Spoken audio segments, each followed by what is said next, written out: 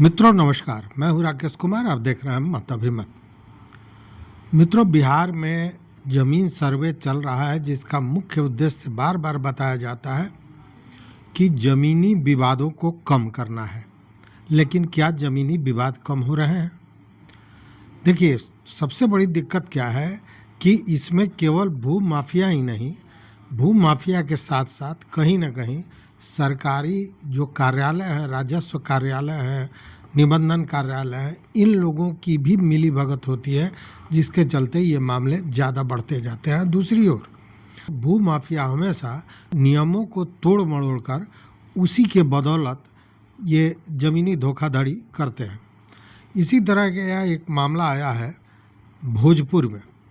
भोजपुर में बिहिया अंचल है और वहाँ पे एक ज़मीन कारोबारी है फिरोज अंसारी। फिरोज अंसारी ने बाज़ाब्ता एक ज़मीन की रजिस्ट्री कराई जिसमें मौजा को ही बदल दिया। मतलब दूसरे मौजा के ज़मीन को दूसरे मौजा के नाम से लिखकर उसने रजिस्ट्री करा ली। अब वहाँ तो गलती हो गई थी, तो बाज़ाब्ता वह चला गया कोर्ट और कोर्ट में एक समझौते के मामले को लेकर इस मामले को सही करा लिया। मतलब अपने कागजात को वैध करार करा लिया और उसी के आधार पर बाज़ाब्ता दाखिल खारिज भी हो गया, जमाबंदी भी कायम हो गया। और इन सारे चीज़ों के पीछे जो सोच थी, जो घपला था, वो था 13,89,000 का। चूँकि मौजा बदल देने से सरकारी राजस्व में 13,89,000 रुपये जो उसको शुल्क देने थे, जो उसको फ़ी देना था, वो उसने बचा लिया। मतलब कि सरकारी राजस्व को लगभग 14 लाख की चपत लगा दी इस ज़मीन कारोबारी ने। लेकिन मामला खुला कैसे, यह भी जानने वाली बात है। देखिए, वहाँ एक हैं अविनाश कुमार शर्मा। अविनाश कुमार शर्मा ने एक शिकायत दर्ज कराई और कहा कि इस मामले की जांच होनी चाहिए, क्योंकि गलत ढंग से उसने रजिस्ट्री कराई है और कोर्ट के आड़ में सारे मामले को सही कराते हुए जमाबंदी भी कायम करा ली है।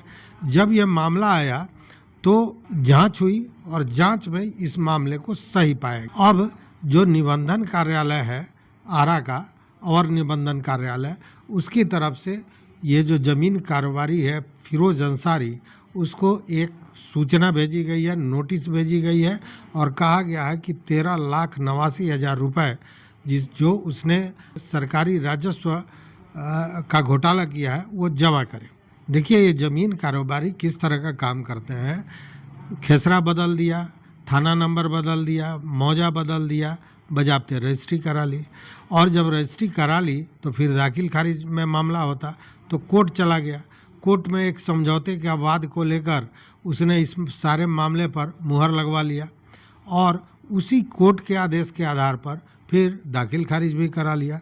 मतलब कि सिस्टम को किस तरह तोड़ मरोड़ कर उसने ये सारा काम कराया। लेकिन यहाँ सवाल ये उठता है कि क्या इतना बड़ा घोटाला यह फिरोज अंसारी अकेले कर सकता था क्या? सवाल ही नहीं पैदा होता है। चूँकि अंचल से लेकर और निबंधन विभाग तक, निबंधन कार्यालय तक सारे लोग इससे जुड़े हुए थे और ऐसा हो ही नहीं सकता कि इतनी बड़ी गलतियां लगातार होती चले जाएं और कहीं पकड़ा न जाए। इसका मतलब स्पष्ट है कि या तो ये जो पदाधिकारी गण हैं ये सोए हुए थे या फिर इसमें इन्वॉल्व थे, इसमें शामिल थे। अब देखने वाली बात यह है कि फिरोज वो जो पैसा का धोखाधड़ी किया है, यह जो मामला है उससे बड़ा मामला ये है कि ऐसे घोटाले हो जाते हैं और विभाग को, पदाधिकारियों को, कर्मचारियों को इसकी भनक भी नहीं लगती है। तो वैसी स्थिति में सबसे बड़ा सवाल है कि एक आम आदमी, एक आम रैयत, उसका ज़मीन कैसे सुरक्षित होगा ऐसी स्थिति में। चूँकि यह सुरक्षा प्रदान करता है जो निबंधन के लिए, जो दाखिल खारिज के लिए, जो राजस्व के अन्य कार्यों के लिए नियमावली बनी है। अगर इस नियमावली के तहत ये सारी कार्रवाई हुई होती तो इतना बड़ा घोटाला नहीं हो सकता था। तो घोटाला तो लगभग 14 लाख का है। अब नोटिस भी हुई है, पैसा भी जमा करना होगा या फिर ये रद्द होगा, ये तो फिर डिपेंड करता है कि इस पर विभाग और पदाधिकारी क्या करता है। लेकिन बड़ा सवाल यही है कि इतनी बड़ी चूक कैसे पदाधिकारियों को समझ में नहीं आई, पदाधिकारियों की जानकारी में नहीं आई। बहुत बड़ा सवाल, कैसे रहेगा हमारा ज़मीन सुरक्षित।